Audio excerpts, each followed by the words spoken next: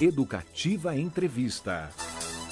Andar em cima do salto é um sinal de elegância. Muitas mulheres se sentem mais bonitas com esse sapato e não abrem mão de usá-los todos os dias. O problema é que o uso excessivo de salto alto pode causar sim danos à coluna.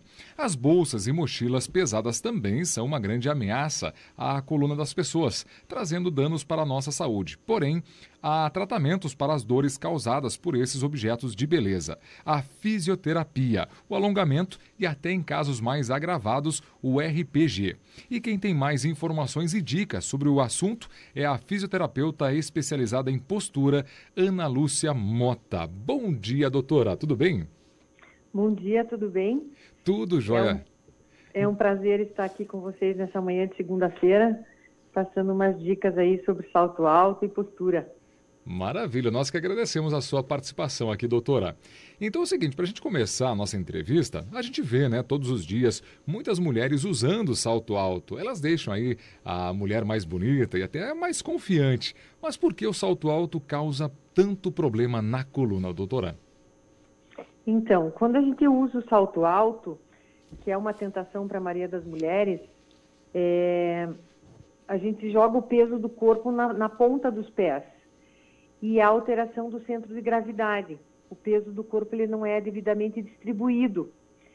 E assim causa alteração do centro de gravidade, aumentando a curvatura da lordose natural, aumentando a curvatura da lombar, jogando a cabeça para frente e os ombros para trás. Faz com que triplique a carga no quadril que ele recebe. E quanto mais fino o salto, mais estabilidade para caminhar. E a pessoa terá mais desequilíbrio na postura geral, podendo acarretar problemas na coluna lombar. Na coluna em geral, não só na lombar, porque a coluna ela é um todo.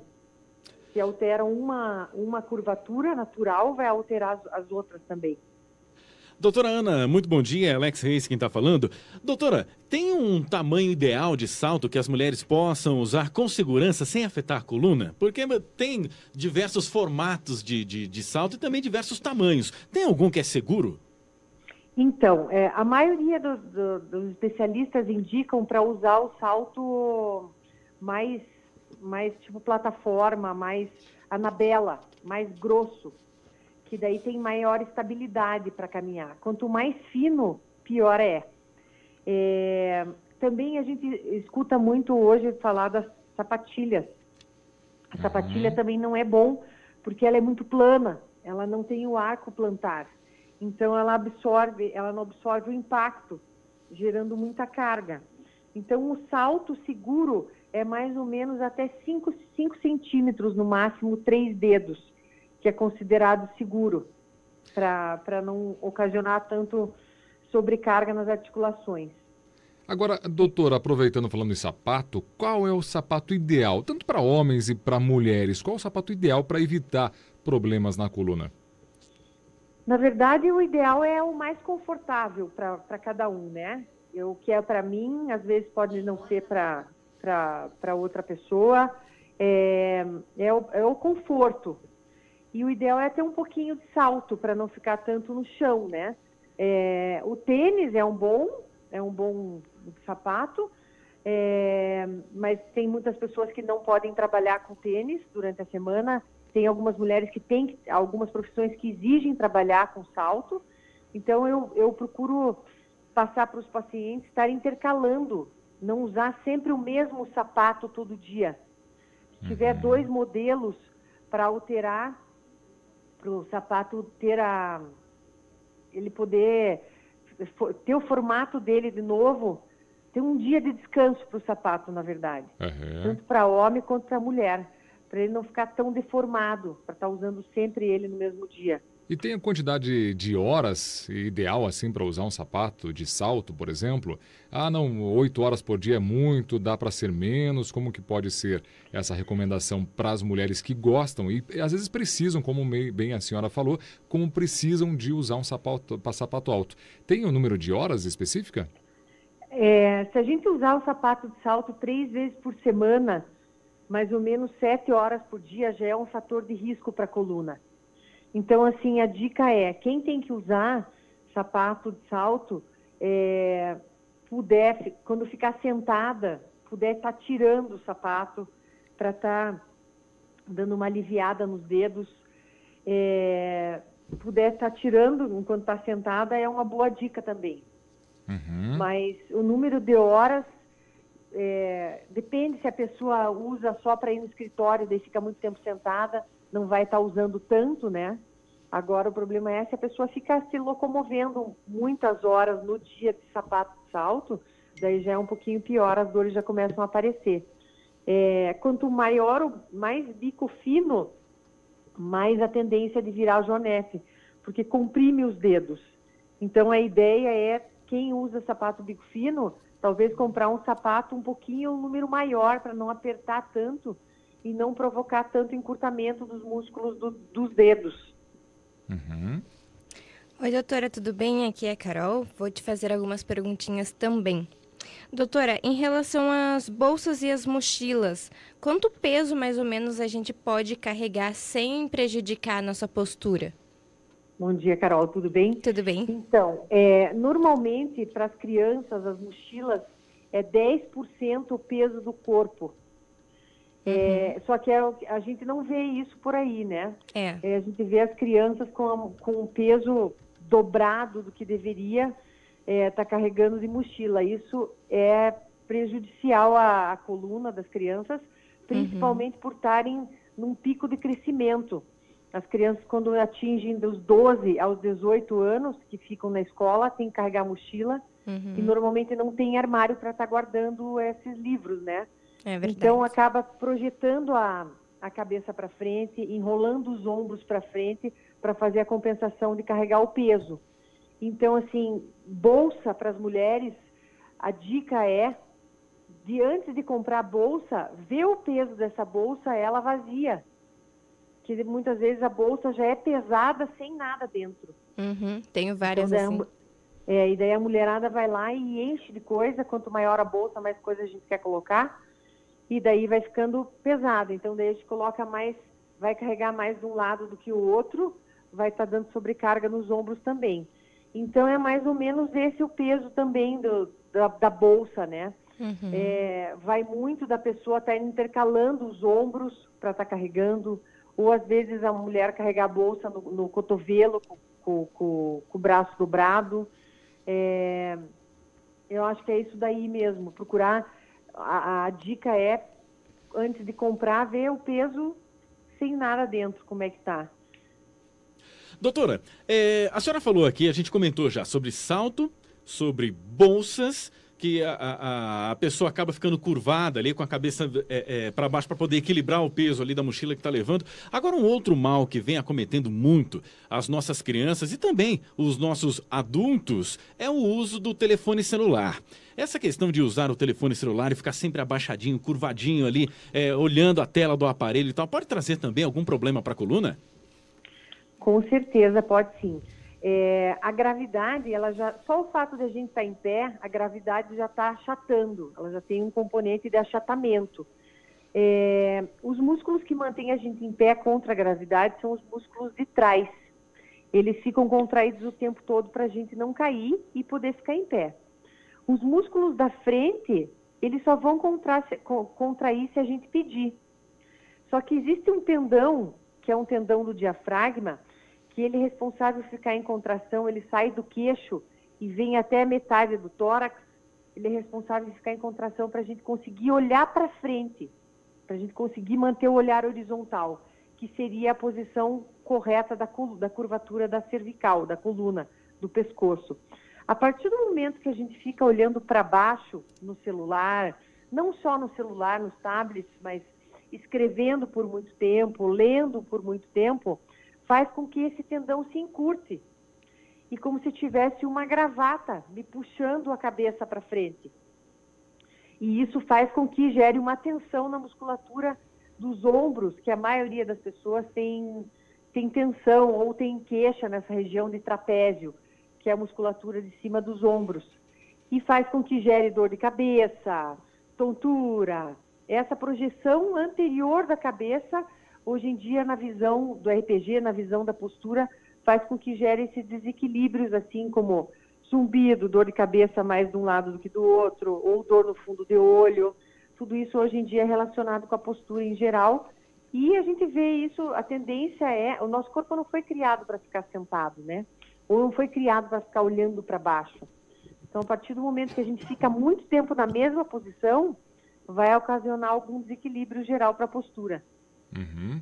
Agora, doutor, engraçado se a senhora conseguisse ver a nossa equipe aqui agora, a senhora falando em postura, todo mundo ajeitando as costas, né? Falando de uma maneira, já todo mundo consertando aqui a postura. Agora, doutora, quais os tratamentos para a correção da nossa coluna? E aquela pessoa que já tem uma curvatura na coluna por muito tempo, já né, ao longo da vida ela ficou curvada e acabou afetando isso a sua coluna. Tem tratamento também para essa pessoa que já está com uma curvatura mais acentuada? Eu imagino que quando eu começo a falar de postura, a reação das pessoas realmente tá se arrumando. Acho que não é só para vocês aí, não. O pessoal de casa também deve estar se arrumando. Isso é uma coisa meio natural. Como o nosso corpo, a gente trata em forma de cadeias musculares, então não adianta ficar tentando se arrumar o tempo todo. Lógico, quem fica sentado igual vocês, o ideal é estar olhando para o mobiliário. Ver se a tela do computador está na mesma linha dos olhos, se o cotovelo está apoiado, se você está sentado nos dois ossinhos do quadril, que são os isquios, que isso é importantíssimo. A maioria das pessoas, principalmente os homens, tem mania de sentar na coluna, escorregando o quadril lá para frente, ficando com uma corcunda embaixo das costas. Tudo isso, às vezes, a gente pede para estar arrumando e faz um diferencial enorme no final do dia, se você está sentando certo. Lógico, está sentado 1 hora, levanta, para dar tempo para você conseguir tirar a pressão dos discos, melhorar um pouquinho esse achatamento que acontece de ficar muito tempo sentado. Os tratamentos que existem hoje são vários. Então, eu falo que o melhor tratamento é se manter em movimento. Fazer alguma atividade física. Eu trabalho com terapia manual. Então, eu vou estar corrigindo as articulações manualmente. Trabalho com RPG, que trabalha o corpo como um todo. Tem a liberação miofascial também hoje, que eu trabalho, que é manual, que a gente faz uma soltura dos músculos, reposicionando no lugar as articulações. Existe o Pilates também, que vai estar trabalhando o corpo como um todo, a yoga. Eu busco essas atividades que busquem trabalhar sempre o corpo como um todo, e não só trabalhando as articulações isoladamente. Porque, que nem a musculação, ela trabalha um músculo isolado. E quando o corpo vai processar, vai fazer um movimento, ele trabalha com vários ao mesmo tempo. Então, a gente trabalha com funcional também, com reabilitação funcional, ou o exercício funcional, normalmente de musculação, assim, sabe? Mas que trabalha com elastiquinho, com o peso do próprio corpo. E quem já tem essas alterações instaladas, como a hipercifose, que é a corcunda, a hiperlordose, que é o aumento da curvatura na lombar, com certeza tem como estar amenizando isso daí. E normalmente vem instalado com dor ao mesmo tempo, né? A maioria das pessoas, quanto mais tempo tem essa alteração, sempre vem acompanhado com uma dorzinha chata. Doutora, então, a gente estava falando aqui das técnicas, né, que podem ser aplicadas aí para reverter os problemas que nós mesmos causamos nas nossas colunas. A gente citou o RPG. O que é o RPG, doutora Ana? O RPG é Reeducação Postural Global. Ele é um método da fisioterapia que trata todas as desarmonias do corpo. Então, para mim, interessa todos os tipos de dor que você tem. Desde dor de cabeça, tontura, enjoo, formigamento, dor no joelho, dor no pé, dores articulares, como tendinite, bursite, hérnia de disco. Porque eu vou buscar o quê? A individualidade do paciente, que cada um é um. Não existe receita de bolo para tratar. A causalidade, que eu vou buscar de onde que está vindo essa alteração, e não vou ficar só no sintoma. E a globalidade, eu vou trabalhar o corpo como um todo, e não só se a pessoa tem uma dor lombar, eu não vou ficar só na lombar. Eu vou trabalhar o corpo da cervical, do pescoço até o pé, sem deixar criar uma compensação.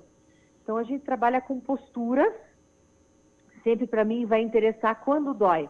Quando você está em pé, quando você está sentado, porque eu vou tentar cada vez mais chegar na postura que encontra a dor. Então, assim, eu preciso do paciente com a dor. Quanto menos remédio, melhor, porque o remédio acaba mascarando a dor, né? Então, como a gente trabalha com manipulação, eu vou estar alongando, tanto alongando o músculo, quanto procurando aumentar o espaço articular. Então, esse é o diferencial do RPG. São sessões individuais, uma vez por semana. Caso agudo de dor que a pessoa está travado com hérnia de disco, com alguma alteração mais grave assim, é 2 vezes na semana, mas que daí eu tenho que dar 48 horas de intervalo de uma para outra, mas sempre buscando trabalhar o corpo como um todo e cada indivíduo é um. Que não existe 2 lombalgias iguais, 2 dores lombares iguais, porque eu posso ter um joelho para dentro, a pessoa pode ter o joelho para fora, eu posso pisar para dentro, o outro para fora, eu posso ter uma corcunda, a outra pessoa pode ter uma coluna reta demais. Então, e isso é um dos fatores que o RPG vai tentar buscar também, que a gente vai buscar fazer o equilíbrio das curvaturas naturais da coluna. Que todo mundo fala assim, eu tenho lordose. Lordose todo mundo tem, na verdade deveria ter. Porque hoje, de a gente ficar com muito tempo sentado, a gente não vê muita curvatura natural na coluna, a gente vê as pessoas retas demais. Ter a coluna reta demais é ruim, ela acaba levando uma tendência a ter uma hérnia de disco, uma retificação que a gente chama.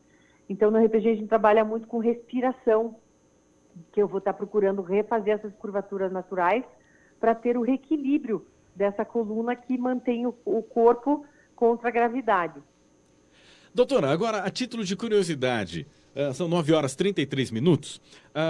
Primeira pergunta, colchão, é melhor o colchão macio ou o colchão mais duro? Essa é a primeira pergunta. E a segunda, aquela velha história de que de manhã, pelo fato da gravidade e tudo mais, a gente tem mais centímetros. Se a gente se medir de manhã está com altura e se medir à noite está com outra altura. É verdade ou é mito isso aí, doutora? Então, em referente ao colchão, hoje em dia tem muitos modelos, muitos tipos de colchão, né? Eu costumo indicar para os pacientes comprarem de mola, que ele aceita mais tempo, assim, o peso do corpo. Os de densidade, normalmente eles se deformam mais rapidamente. Então, como tem muitas marcas, varia muito de uma marca para outra. Mas eu prefiro, para mim, o meu colchão é de mola. Então, ele se adapta mais com o teu peso. O ideal dos colchões é sempre você estar alternando, virando ele de lado, mudando, normalmente casais que o marido é mais pesado, a mulher é mais leve, está procurando mudar de lado o colchão, de 3 em 3 meses, no máximo 2 meses, está alterando, já dá um alívio para a densidade, ou para a mola, ou para a densidade do colchão. Qual que foi a outra pergunta mesmo? A respeito dos centímetros, por causa da gravidade ali, é verdade que de manhã, como os discos da coluna não estão comprimidos, passaram a noite inteira relaxados, a gente está mais alto de manhã? Normalmente é isso mesmo. Quando a gente deita para dormir, também tem a relação de que você fica mais encurtado porque você não mexe a musculatura.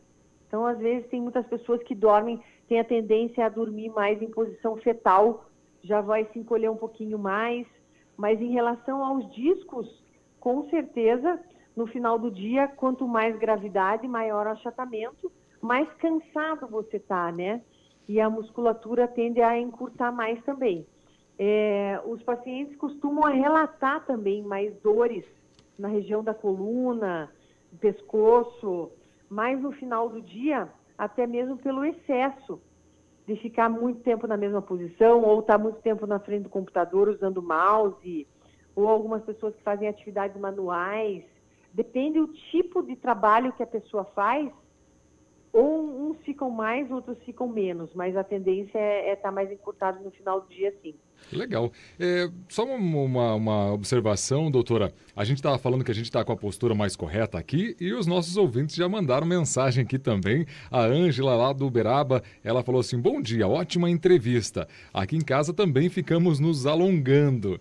Então, os nossos ouvintes também. Falou de postura, já começa a melhorar a postura, já começa a alongar. Isso é muito bom, né, doutora? Com certeza. Bom dia, Ângela. É isso aí. O segredo é se manter em movimento.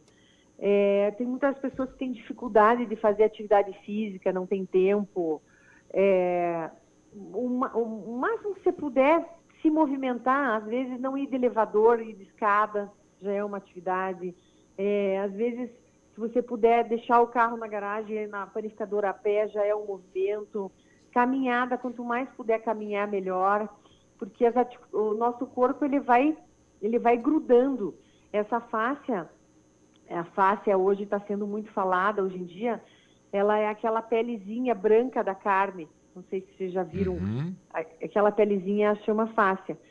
De uns anos para cá, de 2015 para cá, ela está sendo estudada e comprovada cientificamente que ela faz parte de um sistema de transmissão de força. Então, ela tem um papel fundamental na postura hoje em dia e nas dores também.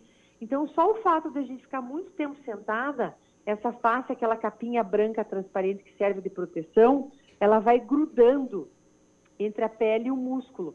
Ela gruda e ela freia o movimento. E isso faz com que a gente não consiga se movimentar normalmente. Então, quanto mais movimento, a minha dica quanto mais movimento você puder fazer, é melhor para evitar complicações mais para frente aí. Agora, 9 horas e 38 minutos. Doutora, para a gente encerrar, nosso tempo já está no final aqui, a gente sabe que o seu também, mas qual a posição correta para dormir? É de lado, é de bruço, é com barriga para cima? Tem alguma posição que beneficia mais a coluna, ou alguma que prejudica mais a coluna?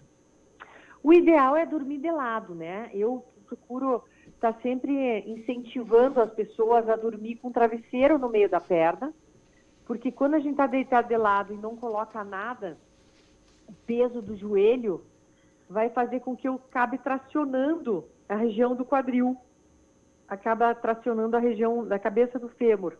Então, se eu elevo o joelho com o travesseiro, eu vou estar diminuindo essa tração que faz na musculatura, nos ligamentos ali da cabeça do fêmur. E, lógico, tem uns pacientes que falam: meu marido não vai gostar que eu esteja dormindo com vários travesseiros, mas na verdade é uma região que fica mais confortável e fica com menos pressão nessa região do quadril. Na região do braço, mesma coisa, se você puder colocar um travesseiro abraçando os braços abraçando o travesseiro, faz com que você tenha menos sobrecarga no ombro de baixo. Tem pessoas que reclamam, que acordam com dor no ombro. Então, faz com que o peso do braço, que está em cima, não sobrecarregue o de baixo. Quando você está deitado de barriga para cima, o ideal é você levantar o bumbum, encaixar um pouquinho ele e colocar um travesseiro embaixo do joelho, que daí ajuda a diminuir a sobrecarga da curvatura da lombar. A pior posição para dormir é a barriga para baixo. Mas tem pessoas que falam que só conseguem dormir de barriga para baixo. Então, daí a minha dica é colocar um travesseiro embaixo da barriga. Em relação ao travesseiro, colocar um travesseiro com que a tua cabeça fique na linha horizontal com o travesseiro. Não o travesseiro não seja alto demais, que o pescoço fique alto, isso é ruim. E nem com que o travesseiro seja baixo demais e a cabeça fique para baixo da linha horizontal. Então, assim, também não adianta eu ficar falando, eu estou falando o que seria o ideal, o correto. Sim, sim. Mas também não tem como você ficar acordando o tempo todo para ficar arrumando a postura para dormir, né? Verdade, doutora. Para dormir é uma posição de relaxamento que você tem que estar ali tranquilo, solto, e tentar desligar e acordar no dia seguinte. Mas, assim, a posição ideal de dormir é a de lado, com o travesseiro no meio da perna e outra segurando no braço também. Legal, boas dicas, doutora. Agora, doutora, infelizmente chegamos aí ao final da nossa entrevista. Nosso tempo também está curto hoje, mas nossa entrevista foi muito boa. Os ouvintes mandando aqui várias mensagens dizendo que a entrevista está sendo ótima e temos que trazê-la novamente para o nosso programa, doutora, para falarmos mais sobre esse assunto. Afinal de contas, a gente passa mais de 1/3 da vida dormindo, né, doutora? Então é importante que a gente leve até os ouvintes essas dicas. Doutora, agora para os ouvintes que ficaram interessados e desejam procurar tratamento, sentem dores aí, onde eles devem procurar, qual profissional eles devem procurar e aonde a doutora atende também, doutora? Foi um prazer, primeiramente, estar com vocês aqui nessa manhã de segunda-feira, passando algumas dicas, né? Com certeza, a tendência das pessoas a informatização chegar cada vez mais com tudo na nossa vida, né? Celular, tablets, computadores. Então, a postura, a partir de agora, cada vez mais para frente, vai ser cada vez mais importante. Então, quanto mais os pais conseguirem colocar em prática com as crianças isso em relação à postura, também é uma grande ajuda. Eu atendo aqui na Praça Espanha, na Clínica Contato. Eu tenho um site que tem algumas informações sobre postura, matérias, tem o Instagram também, as redes sociais, Facebook, que a gente está sempre colocando dicas lá. É a doutora Ana Lúcia Mota e equipe, no Instagram e no Facebook. O site é www.analuciamotarpg.com.br. E eu posso deixar o telefone da clínica também, se alguém quiser alguma informação, eu posso deixar o e-mail também. Legal. É 3234 1616. 3234 1616. E meu e-mail é analurpg@gmail.com. Se alguém tiver alguma dúvida sobre postura, sobre dor, eu estou à disposição para estar respondendo essas dúvidas. Maravilha, estou vendo aqui também no seu Instagram, já estou seguindo a doutora. Tem o telefone celular também para agendar uma avaliação, né? Que é o 99897 8018. 99897 8018. Doutora Ana Lúcia e equipe. Doutora, muito obrigado. Realmente é um assunto muito importante para a gente tratar aqui no nosso programa. E nossos microfones estão abertos para quando a doutora puder voltar a falar com a gente sobre esse assunto, a gente vai ficar muito, muito agradecido, tá bom? Muito obrigada, agradeço mais uma vez e uma ótima semana para vocês. Doutor, uma ótima semana para você também. Muito boa essa entrevista também. A Virgínia.